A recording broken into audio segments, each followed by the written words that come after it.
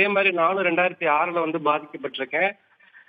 இதே மாதிரி நிறைய விளையாட்டு வீராங்கனைகள் தொடர்ந்து பாதிக்கப்பட்டுட்டு வர்றாங்க. அதனால இந்த பொண்ணுக்கு வந்து மியானி கலீஃப்க்கு வந்து உங்களுக்கு வந்து என்னோட வாழ்த்துக்களை நான் சொல்லிக்கிறேன். இது வந்து அறிவியல் பூர்வமான டெஸ்ட் கிடையாது. இது ஒருத்தவங்களுக்கு வந்து உடம்புல டெஸ்டோஸ்டெரான் அளவு வந்து அதிகமா இருக்கு அப்படிங்கிறதுனால அவங்கள ஆணோ, இல்ல கம்மியா இருக்கு அப்படிங்கிறதுனால பெண்ணோ அப்படிலாம் அது அறிவியல் பூர்வமா நிரூபிக்கப்பட முடியல. இத வந்து இன்டர்நேஷனல் ஒலிம்பிக் கமிட்டியே சொல்லியிருக்காங்க.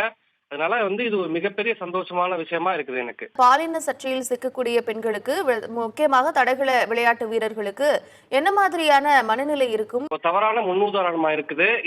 இதுக்கப்புறம் இந்த இந்த இது மாரி டெஸ்ட்கள்ல வந்து நம்ம பாதிக்கப்படுறப்ப வாழ்க்கையே இல்லாம போயிடுது. இது மாரி நெறைய வீராங்கனைகள் பாதிக்கப்பட்டு ஒரு சில வீராங்கனைகள் தற்கொலை வரை செஞ்சுக்கிட்டாங்க. அதனால வந்து இது ஒரு தவறான முன்னுதாரணம் ஆகக்கூடாது.